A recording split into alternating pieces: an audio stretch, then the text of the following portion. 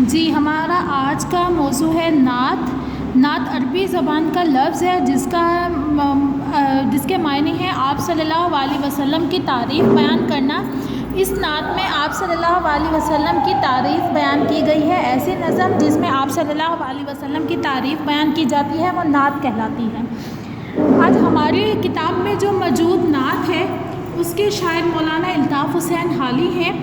جنہوں نے یہ نعت تحریر کی ہے، اور اس نعت میں انہوں نے آپ صلی اللہ علیہ وسلم کی خوبیوں کو بہت اچھے انداز میں پیش کیا ہے۔ اس میں آپ صلی اللہ علیہ وسلم جب اس دنیا میں تشریف لائے اور اس وقت عرب کی جو حالت تھی اس کو مولانا الطاف حسین حالی نے بہت بہتر انداز میں پیش کیا ہے، اور اس وقت عرب کی جو حالت تھی اس کو بھی بتایا گیا ہے کہ جب آپ صلی اللہ علیہ وسلم اس دنیا میں آئے اس وقت عرب کی کیا حالت تھی۔ تو سب سے پہلے ہم اس کی بلند خوانی کرتے ہیں۔ وہ نبیوں میں رحمت لقب پانے والا، لقب کہا جاتا ہے کسی بہترین کام کی وجہ سے کوئی نام دیا جائے اس کو لقب کہتے ہیں۔ آپ صلی اللہ علیہ وسلم کے صادق اور امین کا لقب بھی تھا، کیونکہ آپ صلی اللہ علیہ وسلم بہت زیادہ صداقت اور امانت دار تھے، جس کی بنا پر آپ کو صادق اور امین کا لقب بھی دیا گیا تھا۔ اس کے ساتھ ساتھ آپ صلی اللہ علیہ وسلم کا لقب رحمت بھی تھا۔ رحمت کا مطلب ہوتا ہے بہت رحم دل ہونا، کہ رحمت بھی آپ صلی اللہ علیہ وسلم کا لقب تھا کہ آپ صلی اللہ علیہ وسلم بہت رحم دل تھے۔ مرادیں کہا جاتا ہے کسی کی امیدوں کو، خواہشات کو امیدیں کہا جاتا۔ مرادیں مطلب ہوتا ہے خواہشات۔ مرادیں غریبوں کی بر لانے والا، بر کا مطلب ہے پوری کرنے والا، مراد پوری کرنے والا۔ اب اس شعر میں جو شاعر ہے وہ آپ صلی اللہ علیہ وسلم کی خوبیاں بیان کر رہا ہے کہ آپ صلی اللہ علیہ وسلم کی ذات اتنی بہتر ذات تھی کہ اتنی مکمل ترین نمونہ تھے آپ صلی اللہ علیہ وسلم کے۔ کوئی بھی غریب جب آپ کے پاس اپنی کوئی مراد، کوئی امید لے کر آتا تو آپ صلی اللہ علیہ وسلم اس مراد کو پورا کیا کرتے تھے۔ مصیبت میں غیروں کے کام آنے والا آپ صلی اللہ علیہ وسلم مصیبت کے وقت، مشکل کے وقت اپنے کے علاوہ دوسرے لوگوں کے بھی کام آتے تھے۔ وہ اپنے پرائے کا غم کھانے والا آپ صلی اللہ علیہ وسلم کی ذات اتنی رحم دل اور نرم دل تھی کہ آپ صلی اللہ علیہ وسلم اپنے ساتھ ساتھ پوری دنیا کے لیے، پورے امت مسلمہ کے لیے، جو اس وقت لوگ مسلمان تھے، سب کے دکھ درد کو اپنا دکھ درد سمجھتے تھے اور سب کے دکھ میں برابر کے شریک ہونے کی کوشش کرتے تھے۔ کہ اس شعر میں آپ صلی اللہ علیہ وسلم کی صفات بیان کی گئی ہے کہ آپ صلی اللہ علیہ وسلم غریبوں کی مرادیں پوری کرتے تھے، مصیبت میں غیروں کے کام آتے تھے، اپنے پرائے کا غم کھاتے تھے، کہ مشکل وقت میں اپنے پرائے دونوں کے ساتھ ہوا کرتے تھے۔ فقیروں کا ملجا، ضعیفوں کا ماوا۔ ملجا کہا جاتا ہے وہ ٹھکانہ یا جگہ جہاں جا کر ہم اپنی جان بچا لیں۔ ضعیفوں کا ماوا کہا جاتا ہے ٹھکانے کو، کہ آپ صلی اللہ علیہ وسلم کی ذات فقیروں کے لیے ایک ایسی جگہ تھی جہاں آ کر وہ اپنی زندگی کو سکون دیتے تھے یا سکون بخش سمجھتے تھے۔ ضعیفوں کا ماوا، کہ آپ صلی اللہ علیہ وسلم بزرگوں کی، ضعیف کہا جاتا ہے بزرگوں کو، کہ آپ صلی اللہ علیہ وسلم بزرگوں کو ادب اور تمیز کے ساتھ پیش آتے تھے اور ان کا بہت زیادہ ادب کرتے تھے، کہ فقیر ہوں، ضعیف ہوں، جب وہ آپ صلی اللہ علیہ وسلم کے پاس آتے تو ان کی تمام مشکلات دور ہو جاتی، وہ اپنے آپ کو بحیثیت انسان، ایک بہترین انسان سمجھنے لگتے۔ یتیموں کا والی کہا جاتا ہے مددگار کو۔ یتیم وہ ہوتے ہیں جن کے ماں باپ نہیں ہوتے۔ یتیموں کا والی، غلاموں کا مولا کہا جاتا ہے مددگار کو، رہنما کو۔ یتیموں کا والی، غلاموں کا مولا، کہ آپ صلی اللہ علیہ وسلم یتیموں کے مددگار تھے، غلاموں کے مولا تھے، کہ تمام غلاموں کے سردار تھے، لیکن آپ صلی اللہ علیہ وسلم نے کبھی غلاموں کے ساتھ برا سلوک نہیں کیا تھا۔ اس کی مثال ہم یہ لیتے ہیں کہ اگر ہمارے گھر کوئی کام والا ملازم ہے تو ہم اس کو ایک اہمیت دیتے ہیں ملازم کی، لیکن آپ صلی اللہ علیہ وسلم اس طرح نہیں کیا کرتے تھے۔ آپ صلی اللہ علیہ وسلم اپنے غلاموں کو بھی اپنے برابر سمجھتے تھے، اور جس طرح آپ صلی اللہ علیہ وسلم اپنے گھر والوں کے ساتھ برتاؤ کرتے تھے، اسی طرح آپ صلی اللہ علیہ وسلم غلاموں کے ساتھ بھی ویسا ہی برتاؤ کرتے تھے۔ یتیموں کا والی، غلاموں کا مولا، کہ آپ صلی اللہ علیہ وسلم یتیموں کے مددگار اور غلاموں کے سردار تھے، کہ آپ صلی اللہ علیہ وسلم کی زندگی سے ہمیں یہ سبق ملتا ہے کہ آپ صلی اللہ علیہ وسلم غریبوں کی مدد کرتے، مصیبتوں میں غیروں کے کام آتے، اپنے پرائے کا غم کھاتے، فقیروں، ضعیفوں، یتیموں، غلاموں کے مددگار تھے، کہ غرض آپ صلی اللہ علیہ وسلم نے کبھی کسی انسان کے ساتھ برا نہیں کیا تھا، کہ اگر آپ صلی اللہ علیہ وسلم کے ساتھ کوئی برا کر بھی لیتا تو آپ صلی اللہ علیہ وسلم اس کا جواب اچھائی میں دیا کرتے تھے۔ اگلا شعر ہے خطا کار سے درگزر کرنے والا۔ خطا کار کہا جاتا ہے گناہ کرنے والا، خطا کرنے والا، کوئی غلطی کرنے والا، درگزر کرنے والا، درگزر کا مطلب ہوتا ہے معاف کر دینا۔ خطا کار سے درگزر کرنے والا آپ صلی اللہ علیہ وسلم کی صفت میں ایک صفت یہ بھی شامل تھی کہ اگر کوئی غلطی کرتا یا آپ صلی اللہ علیہ وسلم کے ساتھ کوئی بدتمیزی کرتا تو آپ صلی اللہ علیہ وسلم اس کو معاف کر دیا کرتے تھے، نہ کہ اس کا بدلہ لیا کرتے تھے۔ اس کی سب سے اہم مثال طائف کی ہے کہ جب آپ طائف پہنچے اسلام کی تبلیغ کے لیے تو طائف والوں نے آپ صلی اللہ علیہ وسلم پر پتھر برسائے اور آپ کو لو لہان کر دیا، لیکن آپ صلی اللہ علیہ وسلم نے ان کے پتھر مارنے کے جواب میں بھی ان کو کچھ نہ کہا اور ان کو معاف کر دیا، کہ درگزر کرنا، معاف کر دینا سب سے بہترین صفات میں سے صفت ہے۔ بد اندیش کے دل میں گھر کرنے والے، بد اندیش برا چاہنے والا، بد اندیش کا مطلب ہوتا ہے برا چاہنے والا۔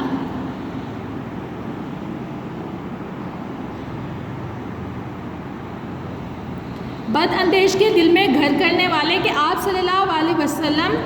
کی ذات اتنی مکمل اور کامل ذات تھی کہ اگر کوئی آپ صلی اللہ علیہ وسلم کے ساتھ برا کرتا تو آپ صلی اللہ علیہ وسلم اس کو معاف فرما دیتے، اور آپ کے معاف کرنے کی صفت کی وجہ سے آپ صلی اللہ علیہ وسلم ان کے دلوں میں گھر کر لیا کرتے تھے۔ مفاسد کا زیر و زبر کرنے والا، زیر و زبر کا مطلب ہوتا ہے تباہ کر دینا۔ جی، مفاسد کا زیر و زبر کرنے والا، مفاسد جمع ہے فساد کی، فساد کا مطلب ہوتا ہے لڑائی جھگڑے کرنا یا کوئی فساد پھیلانا۔ مفاسد کا زیر و زبر کرنے والا، کہ آپ صلی اللہ علیہ وسلم کی ذات ایسی ذات تھی جس نے مفاسد کو تباہ، مطلب جو لوگ فساد پھیلاتے تھے آپ صلی اللہ علیہ وسلم نے اپنی تبلیغ سے، اپنی تعلیم سے ان لوگوں کی زندگی بدل دی، اور جو لوگ تباہی پھیلانے والے تھے وہ صحیح اور سیدھے راستہ پر آ گئے۔ قبائل کو شیر و شکر کرنے والا، کہ جب آپ صلی اللہ علیہ وسلم عرب میں آئے تو اس وقت لوگ ایک دوسرے کی جانوں کے دشمن ہوا کرتے تھے، ایک دوسرے کے ساتھ بہت لمبی لمبی دشمنیاں اس وقت ہوا کرتی تھیں۔ تو جب آپ صلی اللہ علیہ وسلم اس دنیا میں آئے تو آپ صلی اللہ علیہ وسلم نے اپنی اعمال سے، اپنے اخلاق سے قبائل کو آپس میں اس طرح ملا دیا کہ وہ گھل مل کر رہنے لگے۔ اتر کر ہیرا سے سوئے قوم آیا، ایک نسخہ کیمیا ساتھ لایا۔ نسخہ کیمیا کہا جاتا ہے تانبے کو سونا بنانے کا طریقہ۔ اتر کر ہیرا سے سوئے قوم آیا، کہ جب آپ صلی اللہ علیہ وسلم پر غار ہیرا میں پہلی وحی نازل ہوئی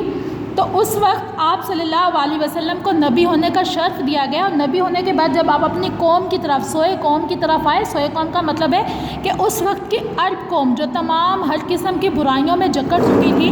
طرح طرح کی برائیاں ان میں موجود تھی، تو آپ صلی اللہ علیہ وسلم غار ہیرا سے اللہ تعالیٰ کا پیغام لے کر اپنی اس قوم کی طرف آئے اور ایک نسخہ کیمیا اور ان کو ایک زندگی گزارنے کا ایسا بہترین طریقہ کار دیا، اللہ تعالیٰ کے احکامات کو اپنی سنت کے ساتھ اس طرح پیش کیا کہ تمام لوگوں کو جو بہت برائیوں میں تھے وہ آپ صلی اللہ علیہ وسلم کی تعلیم پر عمل کرتے وہ ایک بہترین قوم کی مثال بن گئے۔ وہ بجلی کا کڑکا تھا یا صوت ہادی، اس میں شاعر کہتا ہے کہ آپ صلی اللہ علیہ وسلم کی آواز بجلی کا کڑکا، بجلی کا کڑکا آپ نے آسمان پر چمکتی ہوئی بجلی کو دیکھا ہوگا کہ آپ صلی اللہ علیہ وسلم کی آواز بجلی کا کڑکا تھا، مطلب ایک ایسی روشنی تھی جس نے، اور ایسی ہدایت کی آواز تھی، ایسی ہدایت کی آواز تھی کہ جس نے سوئی ہوئی قوم کو اٹھا دیا۔ عرب کی زمین جس نے ساری ہلا دی کہ آپ صلی اللہ علیہ وسلم کی ہدایت کی آواز نے پوری عرب کی زمین کو ہلا دیا اور ان تمام لوگوں کے ایک ایسے راستے پر لے آئے جو اللہ تعالیٰ کے احکامات کی مکمل عکاسی کرتے تھے۔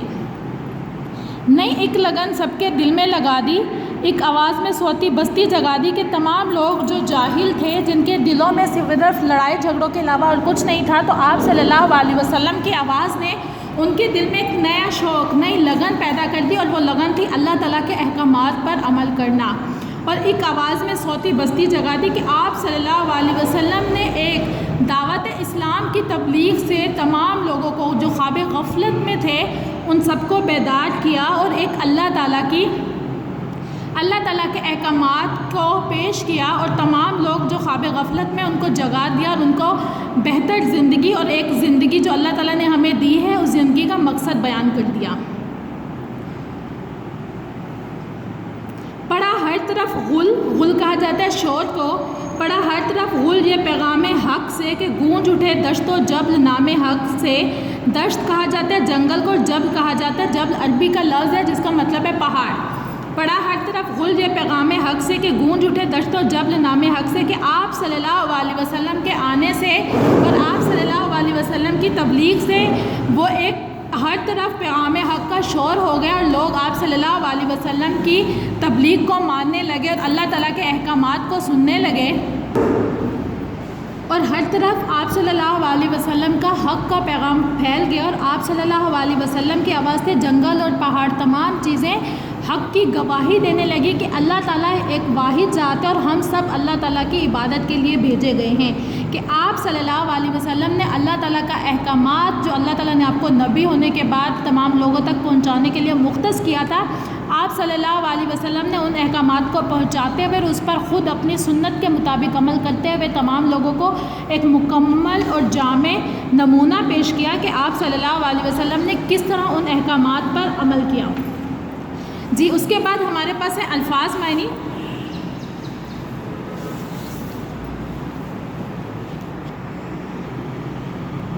جی اس کے بعد ہے مشکل الفاظ۔ آپ نے بلند خوانی کرنے کے بعد یہاں پہ مشکل الفاظ تحریر کرنے ہیں۔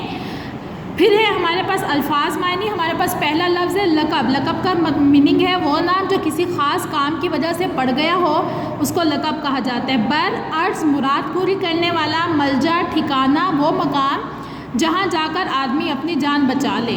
مطلب ایسی جگہ جہاں جا کر وہ اپنے آپ کو محفوظ سمجھنے لگے۔ ماوا ٹھکانہ رہنے کی جگہ، والی مددگار رہنما، درگزر کرنا معاف کرنا، بد اندیش برا چاہنے والا، شیر و شکر کرنے والا، گھل مل جانے والا، نہایت مانوس ہونا۔ دشت و جبل جنگل اور پہاڑ، غل شور و ہنگامہ، نسخہ کیمیا تانبے کو سونا بنانے کا طریقہ۔ اس کے بعد آپ کے پاس مندرجہ ذیل الفاظ کے جملے بنائیے جو آپ کی کتاب پر بھی موجود ہیں۔ جبل کہا جاتا ہے پہاڑ کو، دشت کہا جاتا ہے جنگل کو، لگن کہا جاتا ہے شوق کو۔ پیچھے دیکھیں آپ کے لیکچر میں یہاں پہ میننگ لکھے ہوئے ہیں۔ خطا کار کہا جاتا ہے گناہ گار کو، بد اندیش برا چاہنے والے کو۔ آپ نے یہاں پہ جملے بنانے ہیں۔ مندرجہ ذیل واحد کی جمع تحریر کریں۔ قدم، سبق، ملک، غریب اور خدمت، آپ نے ان کی واحد کے جمع تحریر کرنے ہیں۔ اس کے بعد اشعار کی تشریحات ہے۔ وہ بجلی کا کڑکا تھا یا صوت ہادی، عرب کی زمین جس نے ساری ہلا دی، نئی ایک لگن سب کے دل میں لگا دی، ایک آواز میں صوتی بستی جگا دی، پڑا ہر طرف غل یہ پیغام حق سے کہ گونج اٹھے دشت و جبل نام حق سے۔ حوالہ نظم اور شاعر، یہ بند ہماری اردو کی کتاب میں درج نعت سے لیا گیا ہے۔ اس کے شاعر مولانا الطاف حسین حالی ہیں۔ انہوں نے مدرجہ ذیل اسلام پر ایک نظم تحریر کی جس کو مصدق حالی کے نام سے جانا جاتا ہے۔ یہاں پہ دیکھیں آپ کی تشریح دی گئی ہے۔ اس کے بعد دوسرا